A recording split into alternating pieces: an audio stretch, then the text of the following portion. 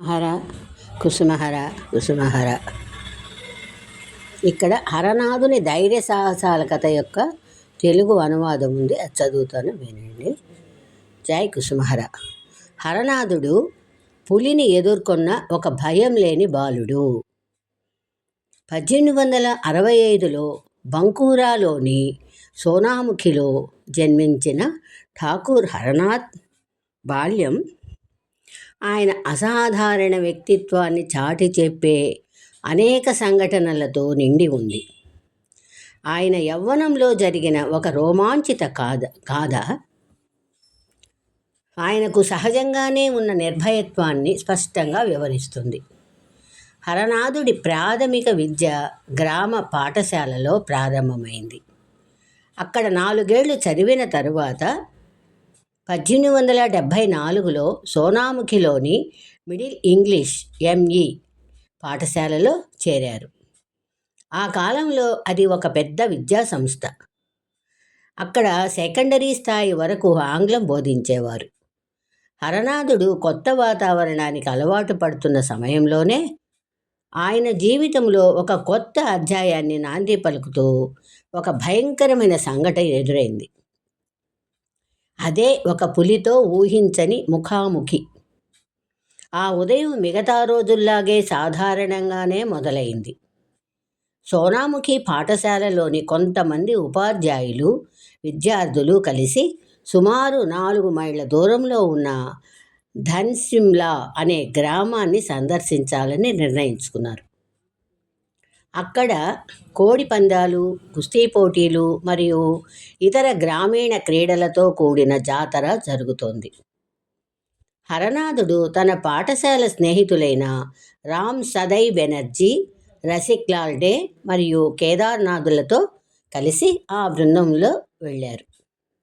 ఉత్సాహంగా సాగిన వారి ప్రయాణము ఎటువంటి ఆటంకం లేకుండా ముగిసింది. అయితే తిరుగు ప్రయాణం మాత్రం పూర్తిగా భిన్నంగా సాగింది.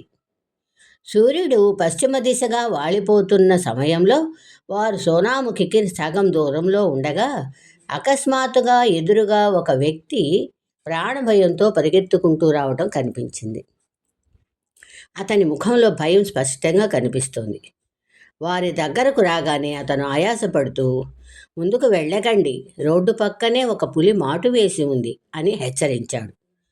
ఆ వ్యక్తి హెచ్చరిక వినగానే అందరూ భయంతో గజగజ వణిపోయారు. ఉపాధ్యాయులు మరియు ఇతర విద్యార్థులు ప్రాణభయంతో వెనక్కి పరిగెత్తడం ప్రారంభించారు. కానీ హరనాథుడు మాత్రం కదలలేదు. ఆయన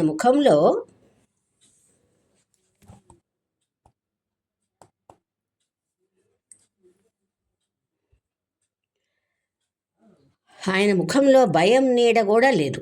బదులుగా ఆయన కళ్ళల్లో ఒక వింతైన ప్రశాంతత, అచంచలమైన ధైర్యం కనిపించాయి.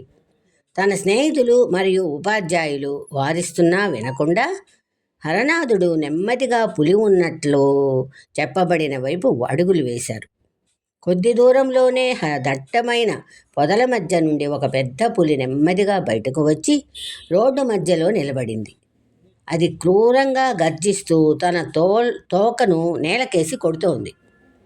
సాధారణంగా ఎవరైనా అటువంటి పరిస్థితిలో స్పృహ కోల్పోతారు. కానీ హరనాథుడు ఏమాత్రం బెదరలేదు. ఆయన నేరుగా ఆ పులి కళ్ళల్లోకి చూస్తూ ప్రశాంతంగా నిలబడ్డారు. పులి కూడా వింతగా ఆయన వైపు చూసింది. ఆ బాలుడిలో ఉన్న అసాధారణ తేజస్సును చూసి కాబోలు అది తన గర్జనను ఆపి తల దించుకొని నెమ్మదిగా అడవిలోకి వెళ్ళిపోయింది.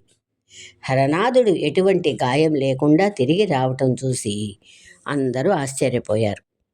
ఈ సంఘటన కేవలం ఆయన ధైర్యాన్నే కాదు, సకల జీవుల పట్ల ఆయనకు ఉన్న ఆధ్యాత్మిక అనుబంధాన్ని కూడా చాటి చెప్పింది. అది మొదలుకొని హరనాథుడిని ఒక సామాన్య బాలుడిగా కాకుండా దైవాంశ సంభూతుడిగా ప్రజలు గుర్తించటం ప్రారంభించారు. జై కుసుమహర కుసుమహర కుసుమహర.